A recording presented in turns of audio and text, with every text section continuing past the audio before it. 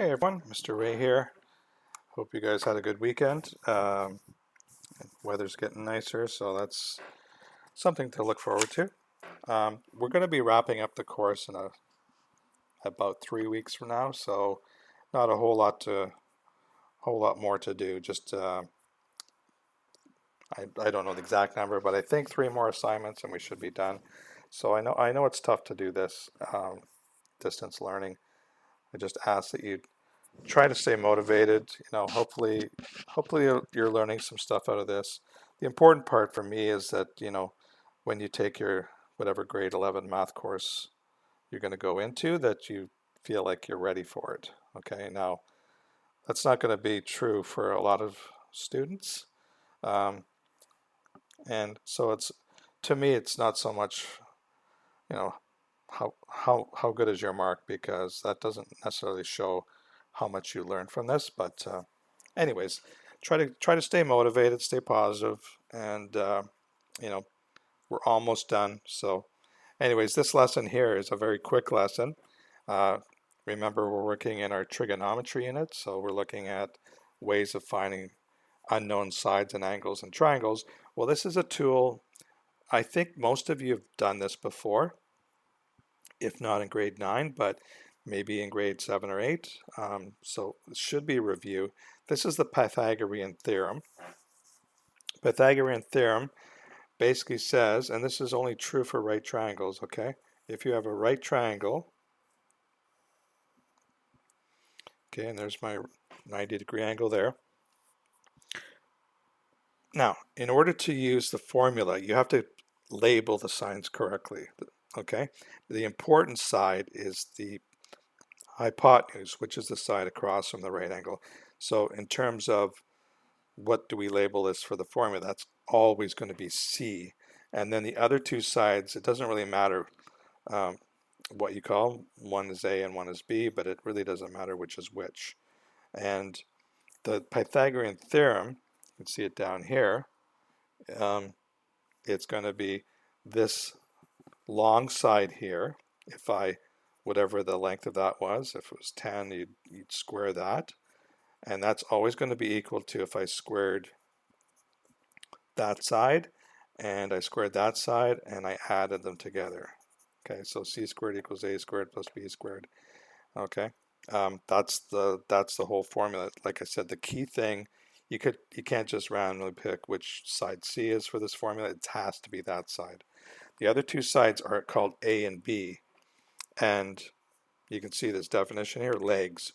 Okay, so the legs are the two shorter sides of the triangle, the right triangle.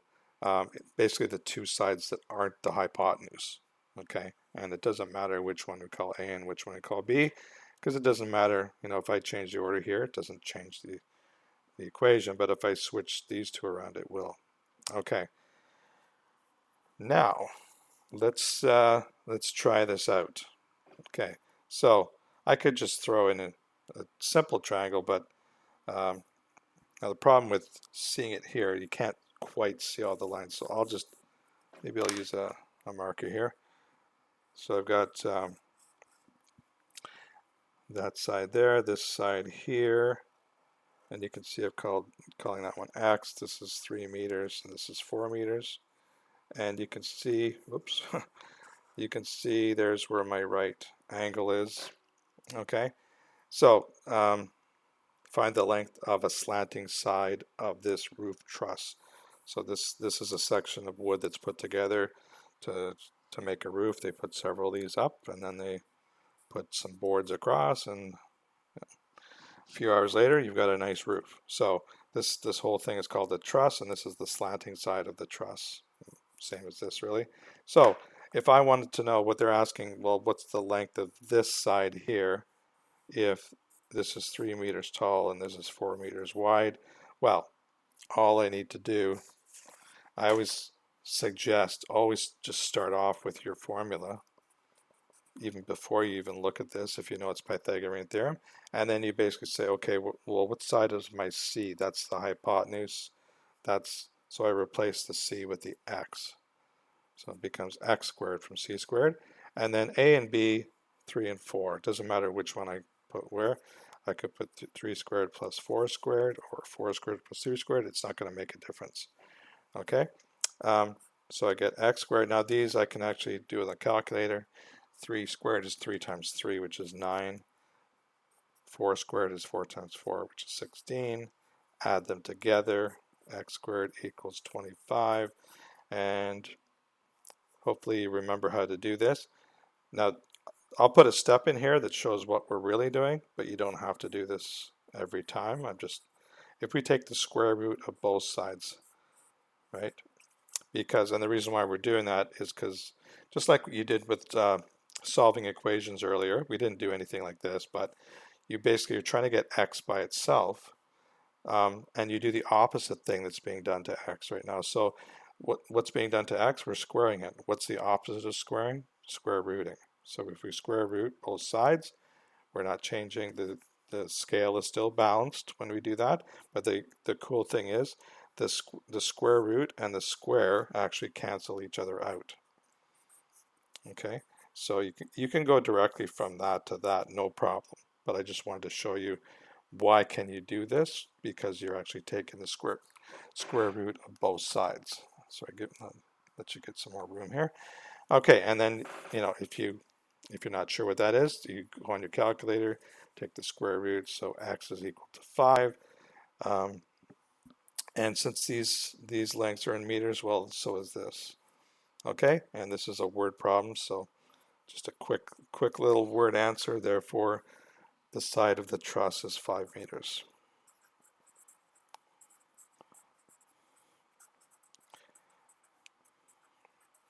Now, when you're answering these questions, it doesn't always come out to a nice integer like this one does. So if that's the case, you always look at the original question and see what are they asking me to do with the rounding. Do I round to the nearest integer or to the nearest tenth of a meter? So always pay attention to that. We didn't even have to look because, I mean, that's a perfect number there. So we didn't round it to 5. It was exactly 5. Okay. All right. So let's go to the second and last page. So another little word example here, word question. I think these are both in your textbook. So if you have your textbook, which I think all of you do, you can look at the way maybe the editors did that. Zoom in a bit. Okay. So we have a wall here. We're kind of looking from the side. There's the ground, and we have a ladder here. Okay. So Nirmala is planning to wash the windows on her house. She rests a 3-meter long ladder, so you can see that's the ladder, against the side of the house. The foot of the ladder is 1 meter from the house. You can see that's in the diagram there. So it's resting 1 foot away from the house. How high up the house will the ladder reach? Well, so if you're looking at this, she's going to climb up this ladder. She's going to be able to get up to there. So in terms of this, let me do that marker thing again. So the triangle, you can see it's pretty obvious. You got your right angle here, and the ladder is actually one side of the triangle. The ground is another side, or part of the ground anyways, and the side of the house makes up the other side. Okay, so we've got 2 of the 3 sides already measured. The ladder is 3 meters. The base of the ladder was 1 meter from the wall. So we've been asked to find how high up the house will the ladder reach. So, instead of calling it X, I'll call it H for height. Okay, if I want to find that, perfect situation for using Pythagorean theorem. I've got a right triangle with 2 sides that I know. Now, so like I said, anytime you know you're going to use Pythagorean theorem, you just automatically write Pythagorean theorem. Okay, we haven't even thought about what goes where. Save that for now. Okay, so always start with that template, and now you know. Okay, well, C is the hypotenuse side, the opposite the right angle. This time, I know what C is, okay? So that C is 3. And then the other two sides are, the legs are H and 1. So again, it doesn't matter which order you put them, but I decided I'm going to call A H and B 1. Okay, now you can actually calculate these two numbers here. That's a 9. H squared we don't know because we don't know what H is. And 1 squared is 1. Now, this is a lot different than the first question. If you remember the first question, our X value is all by itself here, okay? So, this one's a little trickier. I want to get H squared by itself on this, whatever side it's on. But right now I have that 1 plus 1. So, what do? I subtract that 1 from both sides to get the H squared by itself. So, H squared is equal to 8 because I subtracted 1 from both sides.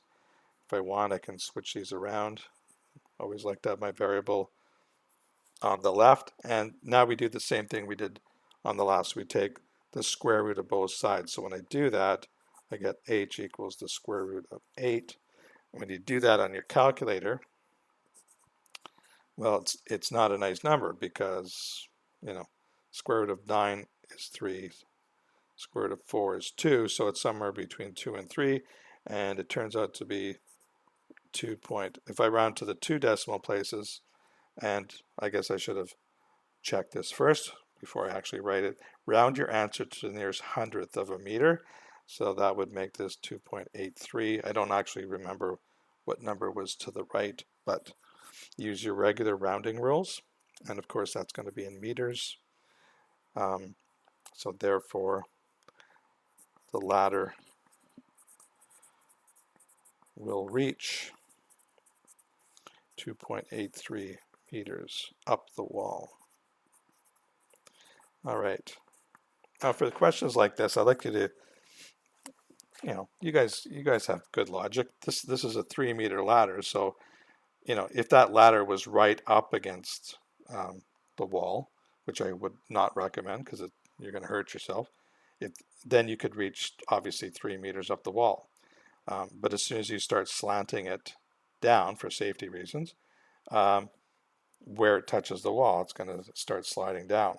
Okay, so that's a good little check because there's no way your answer, the ladder, should ever reach 3 meters or higher up the wall. So if you did some calculation here, let's say maybe you accidentally added 1 to both sides, right?